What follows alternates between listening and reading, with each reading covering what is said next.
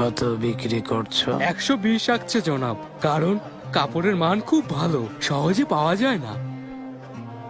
তুমি কি নিয়ম জানো না এফেন্দি? হ্যাঁ, 100 আকচের কেনা মাল 110 আকচের বেশিতে বিক্রি করা সম্পূর্ণ নিষেধ। খরচ বেড়ে যায় কাজী এফেন্দি। এগুলো ফেরোজপুর থেকে আসে, ভালো তুলার তৈরি। ডাকাতদের অত্যাচারে আগের মতো সহজে মাল কিনে আনা যায় না। আমি শুধু এতটুকুই জানি, এটা নিয়মের বিরোধী। আগা, বন্দি করো এই অসৎকে।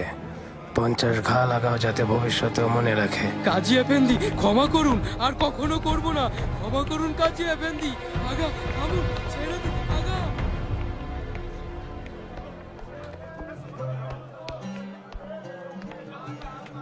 আরে কাজী এফেন্দি, সুস্বাগতম। আপনি?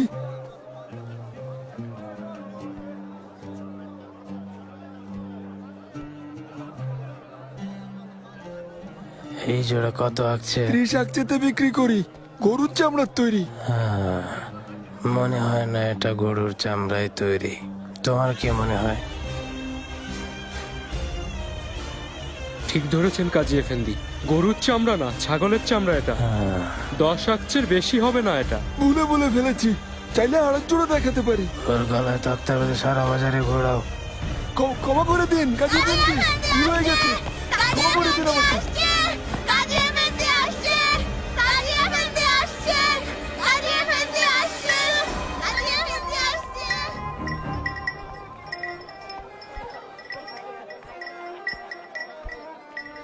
মাত্র এই কয়টা রুটি? আল্লাহর রহমত কাজী এফেন্দি, আজ বিক্রি বেশ ভালো। হ্যাঁ, এখানে কি? এগুলো গতকালের বাসি রুটি, পশুদের খাওয়াবো বলে রেখেছি। এখনো বেশ গরম দেখছি। আমার মনে হচ্ছে তোমার পশুরা খুব ভাগ্যবান। ফিরিঞ্জি এফেন্দি, এটা মেপে দেখো।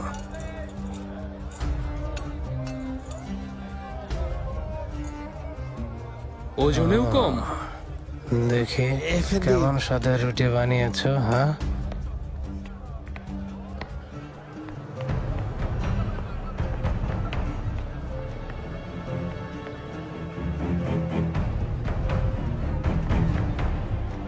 গমের আটায় আবার জবের আটা মিশিয়েছ। সস্তার জিনিস বেশি দামে বিক্রি করো, আবার ওজনেও গন্ডগোল করো। ক্ষমা করুন কাজী এফেন্দি, আর এ ভুল করব না, তওবা। উম্মতে মুহাম্মদ হয়ে তুমি আইন অমান্য করেছ, সেই সাথে ক্রেতাদের সঙ্গে প্রতারণা করা অনেক বড় গুনাহ ফিরিঞ্জি এফেন্দি। এর শাস্তি ভয়ানক। প্রবেশদ্বারে টাঙা ওকে, বাকিদেরও শিক্ষা হয়ে যাক। কাজী এফেন্দি, এই আমি তওবা করছি। কাজী এফেন্দি, ক্ষমা করুন। কাজী এফেন্দি, আর করব না, ছেড়ে দিন আগা। কাজী এফেন্দি, তওবা করছি, আর কখনো করব না। কাজী এফেন্দি।